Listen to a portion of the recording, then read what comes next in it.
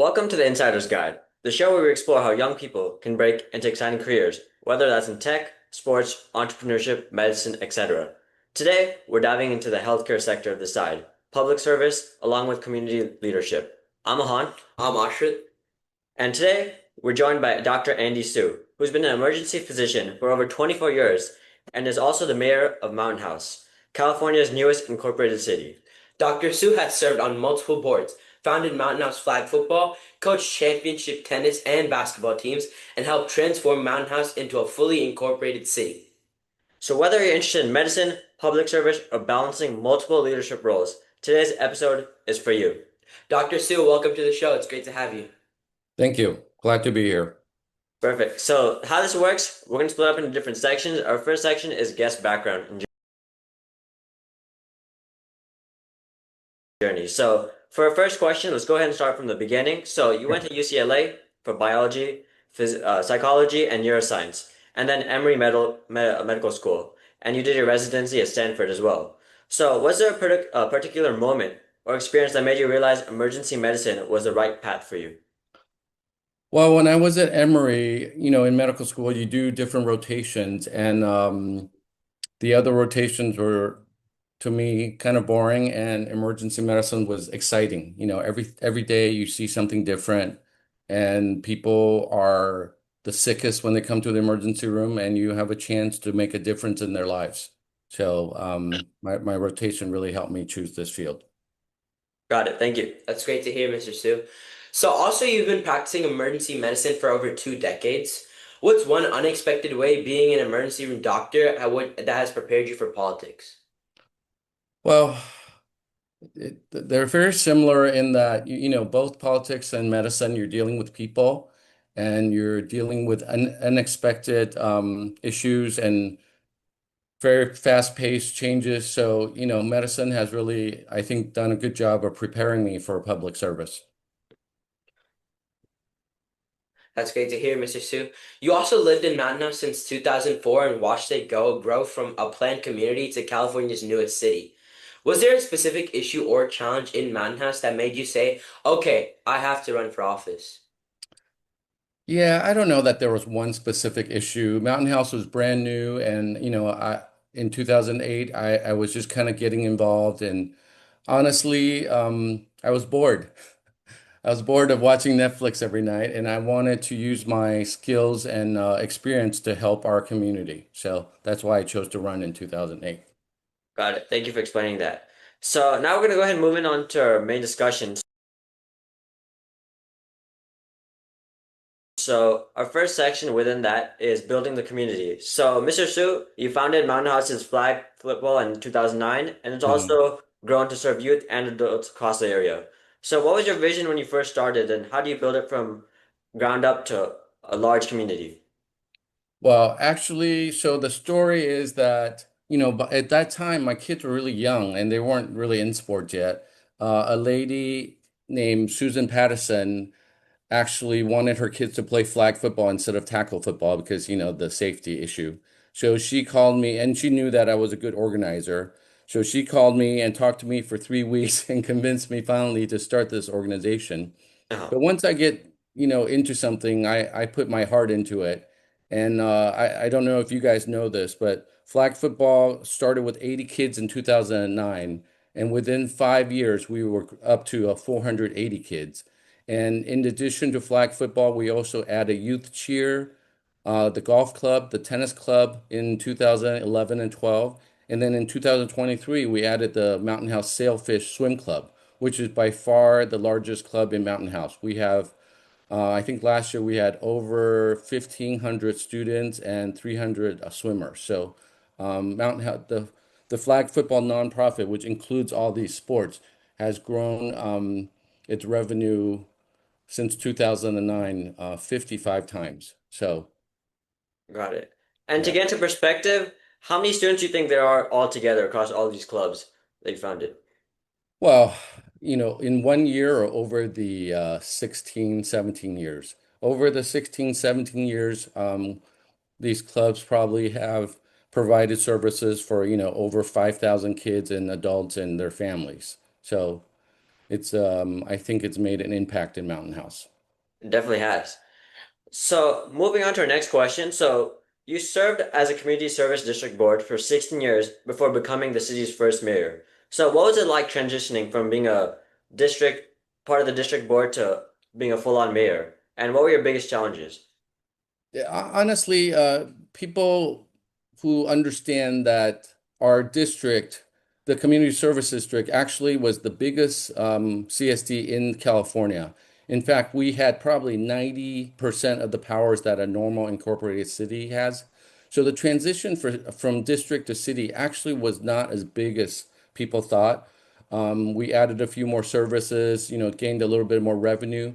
So honestly, I think it's very similar. Running for mayor was a little bit different in that you're not running for one of five spots, you're running for one spot. But I was board president for four times before, so I've had a similar role before.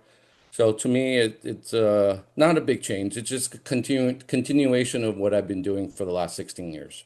Got it. Okay.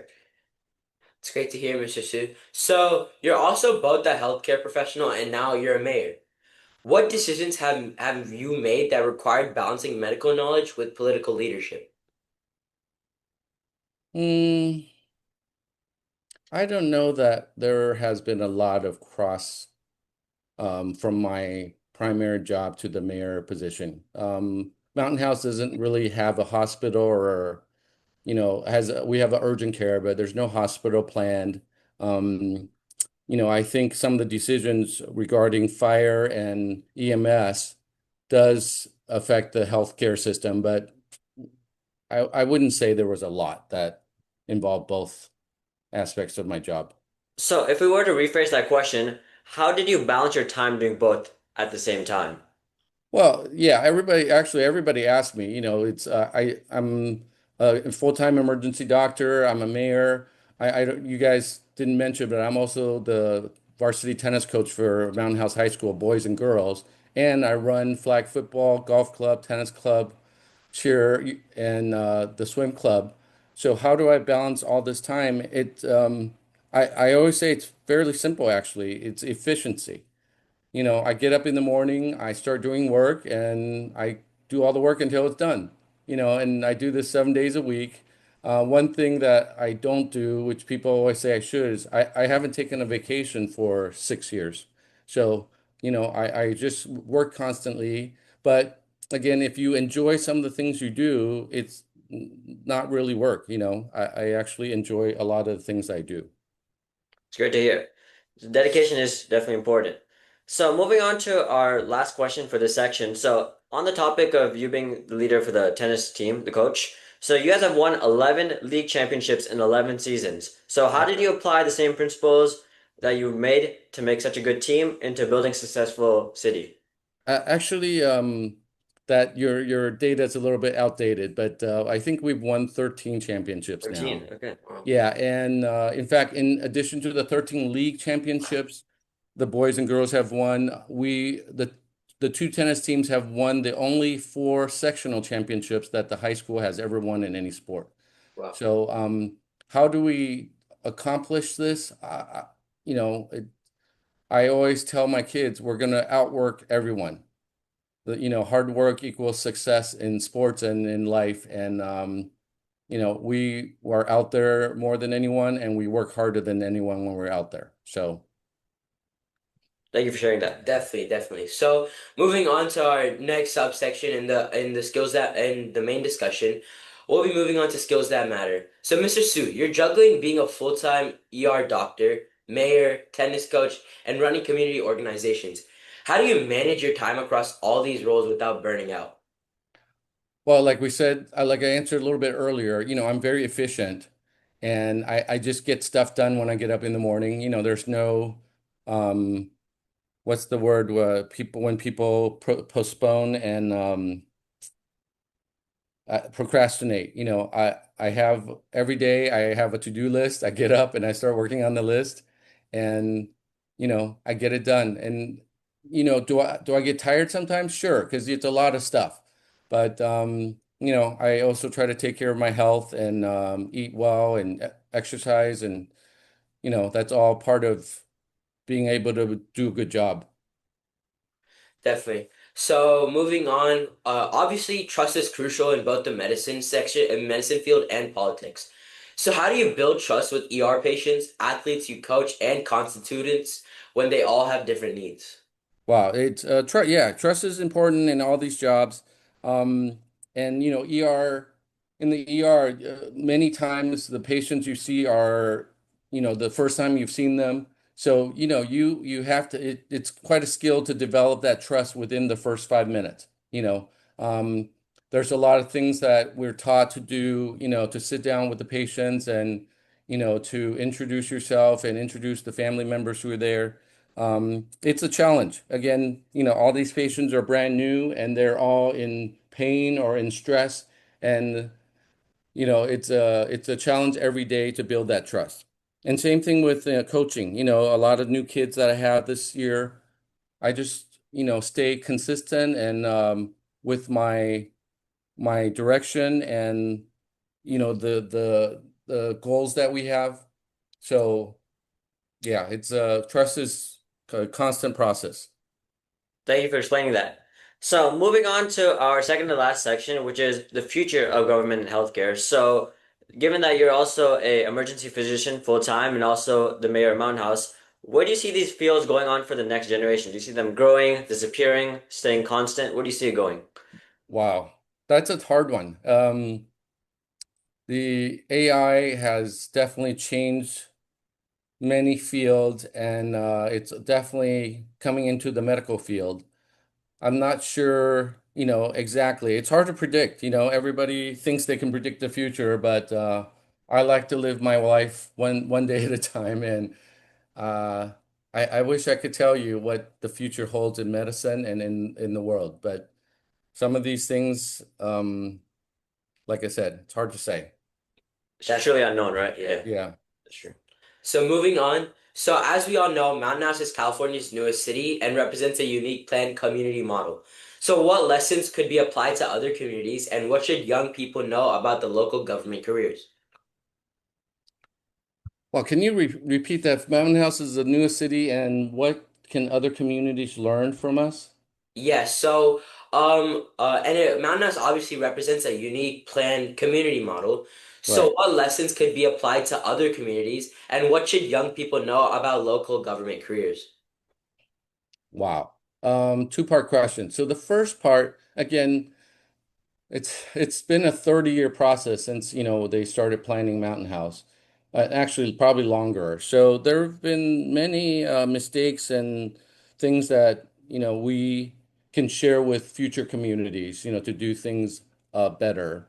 Um, Again, there's so many. I wish I could tell you everyone, but um, and the second part about local government careers is that, it's rewarding. It's not the most highest paid job. You can go to a tech job and probably make a lot more money, but government jobs are important and they're steady and stable and they're important. All the things that people take for granted. There's a saying, if nobody complains, that means we're doing a good job. To provide all the services that we provide, the fire, the police, the water, make sure all the streets are clean, make sure all the parks are in good shape. All these things happen daily, and most people never even think about it. So again, local government jobs are rewarding and um, they're necessary. Thank you for explaining that. Because, yeah, there are a lot of high schoolers out there who want to go into that field. So, thank you. Yeah.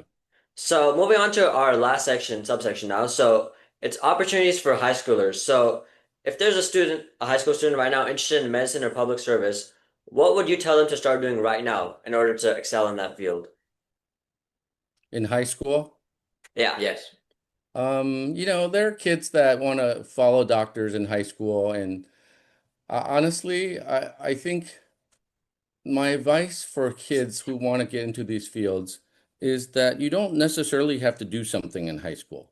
You know, do be, join a lot of clubs, do a lot of things, have fun in high school. There's a time for you to get into the field and get experience. And yeah, if you get some experience in high school, that's great. But honestly, when you're applying to medical school, nobody really looks at what you did in high school. We look at what you did in college and, the volunteering and the shadowing, the th experiences that you did in college. So, my experience for high school kids is, have some fun. I mean, still do a good job, get good grades, do well on your tests, but still have fun. You don't necessarily have to start the path this early. Definitely. So, also, Mr. Su, so throughout your coaching and community organizations, you work with many young people. Mhm. What opportunities do you provide for teenagers to get involved into leadership early? Well, we have a lot of volunteer opportunities with flag football. And many of those kids have stepped up and picked up challenging positions like refereeing and coaching. In fact, we have several coaches in our league that are high school students. So that's an opportunity that kids, back in the day, they didn't hire high school kids for coaches, so but we provide that opportunity for high school kids, and I think it's a great leadership experience for them when they coach a bunch of kids during a season. Um, so, Definitely. So, here, moving on to our next section, which is the rapid fire. So, Mr. mhm, Stu, in this section, all you have to do is just say the first thing that comes to your mind. mhm. What is the most rewarding part of being a mayor? Being able to help, use my experiences and skills to help the community. Okay, and just to follow up on that, what is the most rewarding part of being a ER doctor? Very much the same thing, use my extensive experience to help people who come into the hospital. It's and most people don't get to experience this, but I experience it almost daily. Somebody who comes into the hospital and potentially has a life-threatening condition, and I use my experience, make the right decisions, and they get to live and go home with their family. That's Yep. rewarding. That is. Yeah. Definitely. So, moving on to the next question, Mr. Su, you've obviously have a lot of coaching experience. So, what's one piece of advice you give to every young athlete that you coach? We talk about this all the time. Outwork everybody. I work everyone. That's true. Yeah. Yeah. So, for our next question, what is your go-to strategy when you're facing an issue, whether that's in medicine, politics? What's your go-to strategy? Hmm.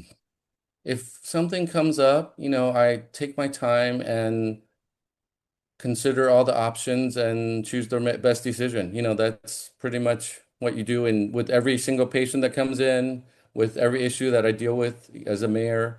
Look at all the different options and make the best choice. That ultimately in life, that's all you're able to do. Yep.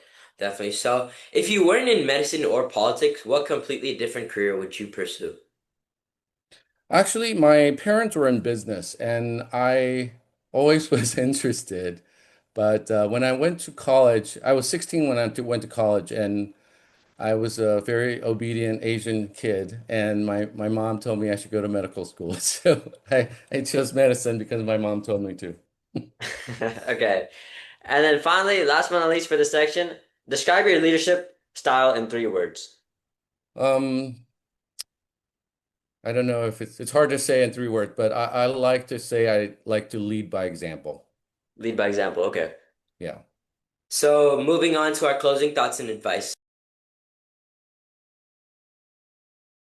So, before we wrap up, what's one final piece of advice for any high schooler who wants to make a difference in their community but doesn't know where to start? Um, yeah, that I actually read this question before, and go out and do something. Volunteer, help others. There are lots of opportunities already out there, and there are opportunities you can create. I know a lot of you guys create different clubs and try to do things for the community and just go out and do things. Instead of staying home playing video games or whatever some of you guys do, go and make a difference in your life. And that's really something that I live by. Every day I wake up, my goal is to make a difference. Thank you for sharing that. That is good advice. So thank you so much, Dr. Shu, for being on the podcast. And your journey really shows that public service is in so many different forms. So thank you so much for coming out on the podcast. And that's it for today's episode on the Insider's Guide. We'll see you guys next time.